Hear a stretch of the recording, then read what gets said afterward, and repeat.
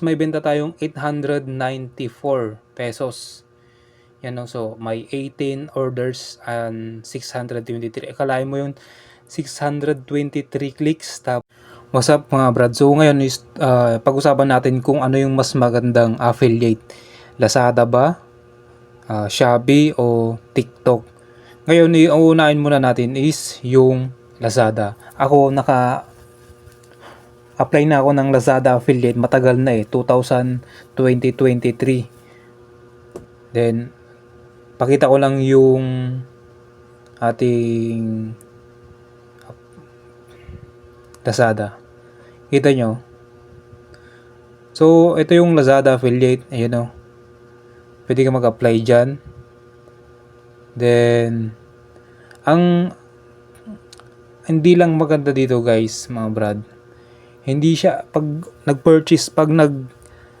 nag-upload ka ng video. Okay.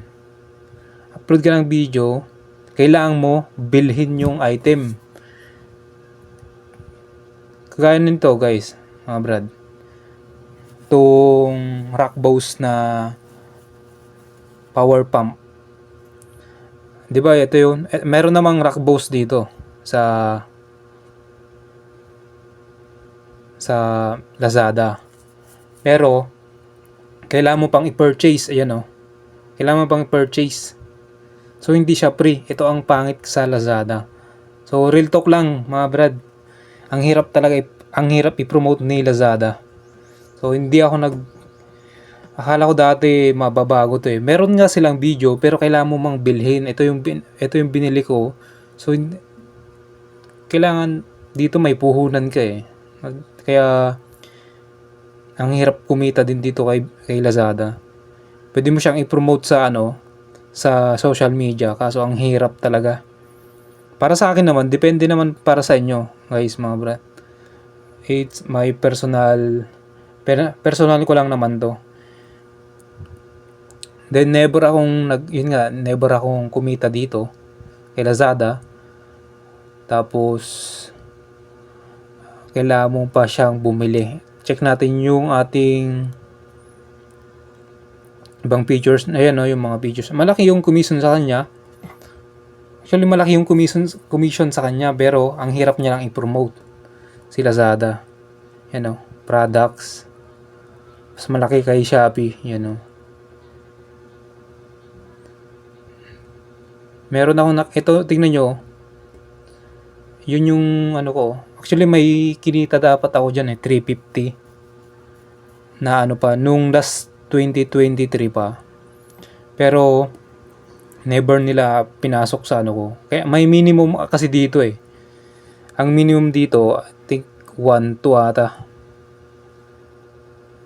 Yung kailangan mong check natin yung mga details.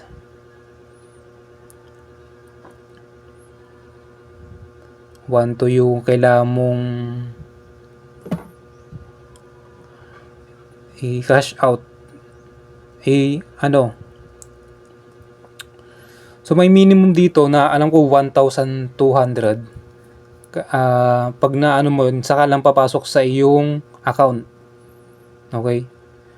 Ito yung wala pa, hindi na pinasok yung kinita ko dito. Parang nag-refresh kasi sila nung January nung last year, pero never ko na-receive yung kay Lazada. Hindi sa paninira, pero yun talaga hirap i-promote ni Lazada Then yung commission ko may commission ako diyan, hindi man lang nilagay kasi, diba? Yung ibig sabihin kunwari 1,000, hindi mo naayos yung account mo, hindi mo makukuha din yung yung commission mo. Okay? So next naman tayo is sa TikTok. Okay, dito naman tayo ngayon sa TikTok affiliate. Okay? Bakit may S? Yan. So ang dali lang kasi mag-apply dito sa TikTok affiliate. May account ka lang, tapos 1,000 subscriber. Dati kaya yan gawin. Ngayon mahirap na kasi may nag-strict na rin si TikTok. Tapos pag sa cash out is madali lang. Punta tayo ngayon sa aking TikTok affiliate. Wait lang. I-mute lang natin. Pwede kayong mag multiple account. Ito yung aking affiliate, guys, mga brad. Then nakikita nyo yung 20% orange, din yan sa Shopee. So pwede nyo i-link niya yung Shopee nyo dyan, yung may collection. Okay. Ang niche ko dito, same lang sa Shopee affiliate kasi parang nagkataon na magkaparehas yung gusto ng ng mga buyer ko dun sa sa Shopee tsaka dito sa TikTok. So makikita mo yang sa search creator insight. Ang maganda dito kay TikTok is pwede mo siyang i-cash out agad once na pumasok yung commission mo. So ito yung ating commission for today. May 300 pesos po tayo. So ang benta natin is 2 to 300. Not bad, di ba? Ito ang maganda sa affiliate. So kailangan mo lang magtanim. Then kailangan mo din ng pumuhunan dito. O sa TikTok affiliate. Okay? Parang business din 'yan. Wala siyang dati may automatic na video, ngayon hindi na eh. Yan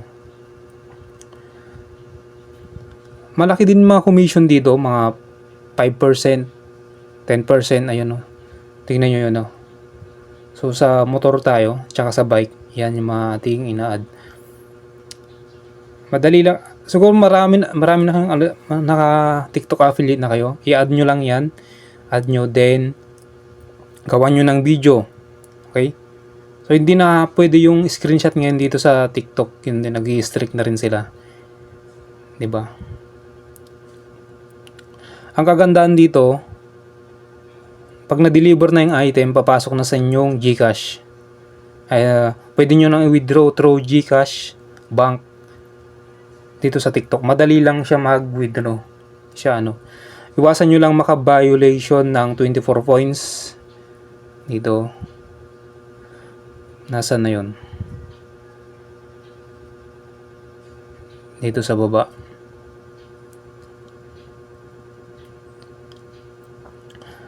Yan 8 to 24. So mas para sa akin maganda ang TikTok. Kahit hindi ka sikat, meron at bibili sa mo. Basta kailangan nila yung product mo, 'di ba? Hindi naman tayo sikat eh. Pero meron pa ring bumibili sa ating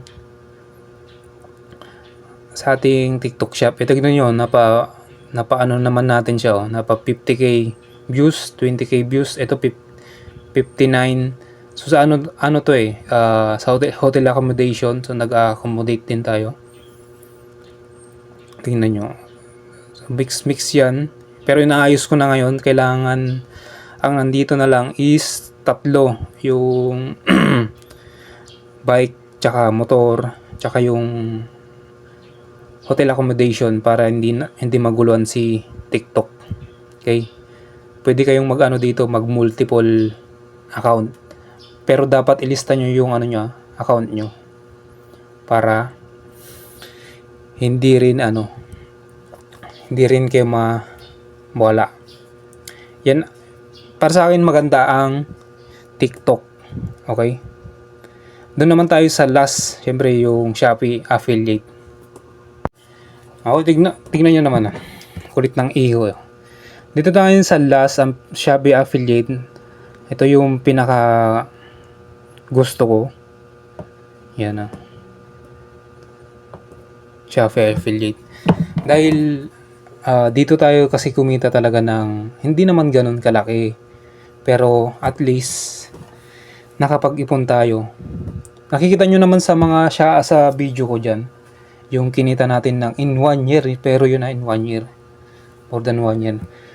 bukod pa sa ating trabaho, pag mahina yung isa, meron tayong isa, 'di ba? Maganda 'yun. So 'yun ang kagandahan dito pag marami kang affiliate. So ngayon, punta tayo sa ating account sa Mi. Tingnan natin kung may benta tayo kahapon.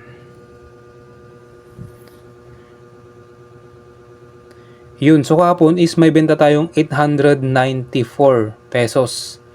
Yan, no? So may 18 orders and 623. Akalain mo yun, 623 clicks tapos 18 lang yung order. So ang ibig sabihin nito, mga brad, kailangan mo talaga mag-post ng mag-post, di ba? Ng video kasi hindi dapat 10 lang, kailangan marami ka talagang po-post. So hindi ka lang naman pwede sa Shopee video. Check natin dito. Ito, makikita mo yung insight ni Shopee. Sa social media, yan, no? 8 lang yung click. Pero wala siyang order. 15 yung total. So ang kagandahan nito is makikita mo agad na okay yung conversion kay Shopee video. Then makikita mo rin yung mga item na highest, yan, o, mga order, ganyan. Ang kagandaan nito kay Shopee is pwede mo siyang i-promote sa social media, Facebook, YouTube, TikTok, Pinterest, Trade, tapos Twitter o X, yun. Minsan nakakabenta rin tayo sa ganon, sa social media, pero hindi lagi, madalang lang talaga. Tapos ayun nga, kaya ko nasabing itong pinakagusto ko kasi dito tayo kumita nung sakto lang, hindi pa, wala pa ng milyon, sana dumating yon, di ba? Malaking bagay na yun pag dumating yung milyon, then makakatulong sa atin na paggawa ng ano tawag dito, buhunan. So malaking bagay na yun pag buhunan natin. Kasi kailangan pag talaga dito, pag gusto mo mag live, kailangan mo maraming item. Example, ito, kunwari itong tablet na to, sa Shopee din galing to. Marami kang tablet, gadgets, yan, cellphone, kasi live mo yan, live mo, di ba? So kailangan mo ng puhunan. Hindi naman yung puhunan, mamumuhunan ka dyan, I think, depende sa mo, siguro pag dito sa gadgets, 100k, syempre, phone, yan, 10 phone, then tablet, di ba? So ganun. Yan yung mga mga pros on, mga pagkakaiba ng mga Shopee. Yun nga lang, ang pagkakaiba lang ni Shopee is sobrang stricto sa sa payments, 'di ba? Pag hindi maayos yung pay later nyo, tapos yung dito, nasaan na ba yun?